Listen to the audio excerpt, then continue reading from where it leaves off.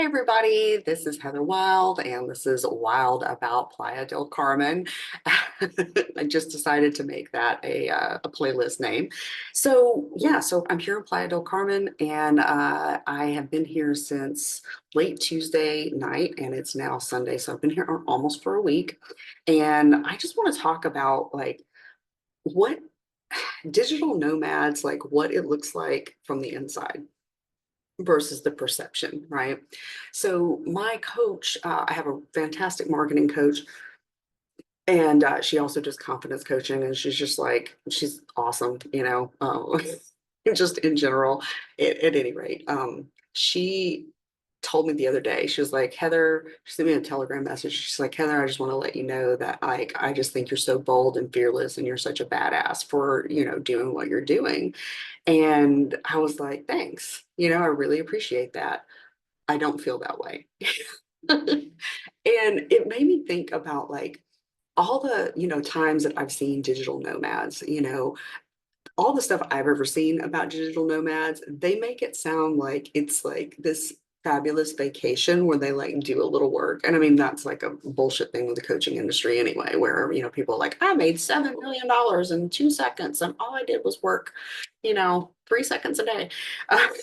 And so we've kind of like the impression that I've gotten about it is that, it's just like this totally chill thing. And that, the people who do it are like so confident and so badass. And I'm like, on the inside of this experience, it's a little different, right? So, I feel I don't know, this is a pretty safe place, right? And I did a lot of research before I came here.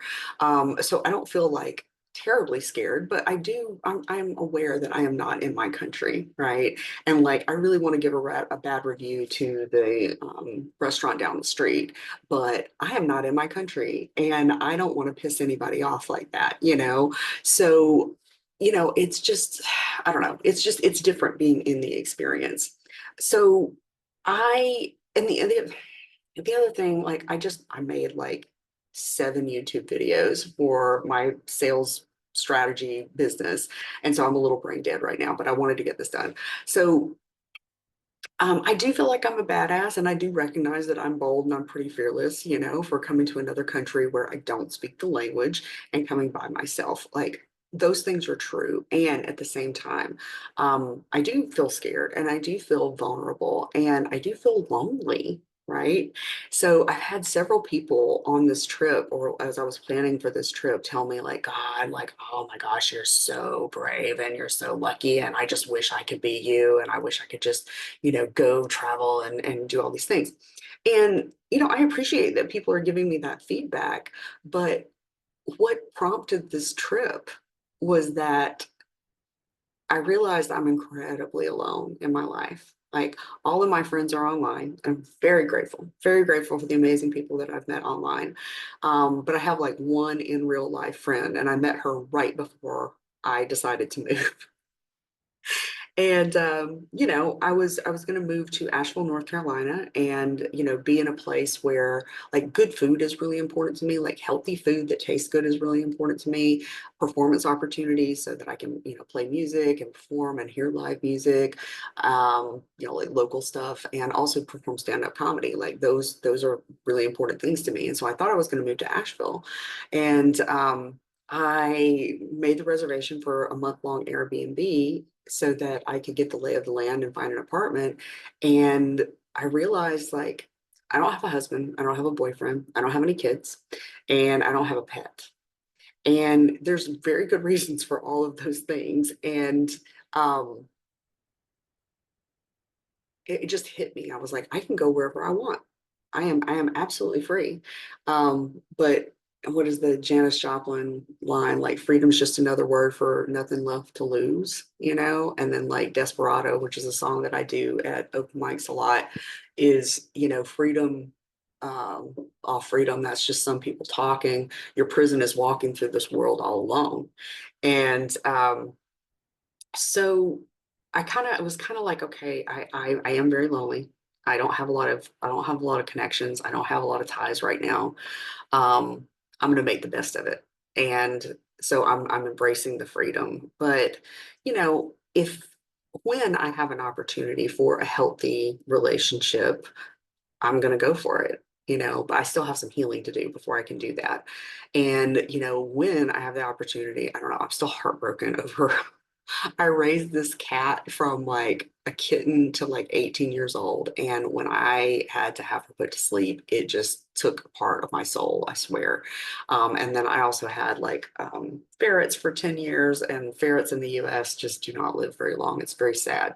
And I had a couple other cats, and just all of that just took such an emotional toll on me that I haven't been ready for my own pet. But I do. I miss having a pet.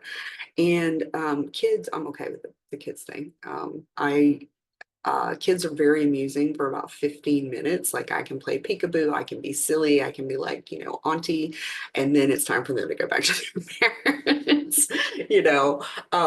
So yeah, I just wanted to give like this alternate perspective because being a digital nomad it's cool and it is fearless and it's all the things like, and I'm really happy that I came here. And there's so many ways that this place really suits me so much better than home, or even so home was like an hour north of Atlanta, and then I'd also lived in Atlanta for 22 years. And Asheville was a better fit, but it was like, but this place is like just right, or at least it is so far, right? So I'm really glad that I came. But it just really made me think, like, it's one of those things like you look at somebody else doing something and you're like, oh my God, that's so amazing. They must feel like this. They must be like this. And then you go do it yourself and you're like, oh, this is this is a little different.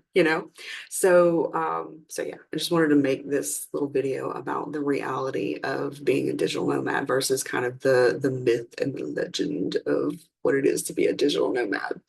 But yeah, I've got videos of being in the jungle and going to cenotes yesterday. God, was that yesterday? Yes, that was yesterday. And videos of walking around Fifth Avenue in Playa del Carmen. It's not called Fifth Avenue, but it's like Fifth something. Like I said, I don't speak the language yet. But it was like, it reminds me of like New Orleans and Vegas vibes. So it's just really, really fun. It was just music everywhere and great food and, all that stuff. So I'll be sharing like the fun stuff too. But this is also very much like a personal growth exercise. And it's making things that I wasn't quite aware of, in my little, safe day-to-day environment in the US. Um, it's bringing some things to light and showing me some things that I still want to work on and some things I want to change. Not because I'm bad or there's anything wrong with me, but like, for instance, before I was going to a networking event on Thursday, I guess network, I don't know, was it expat, like whatever. I was going to meet up with some people that live here.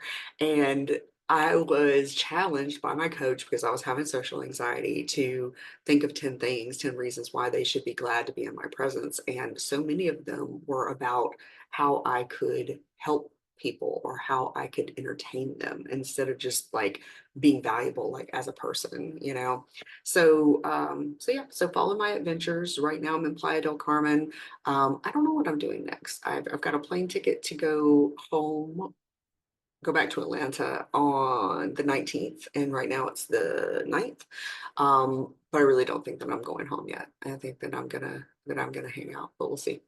But thanks for tuning in. Make sure you subscribe and turn on the notifications so that you can hear more about me being wild about Playa del Carmen. All right.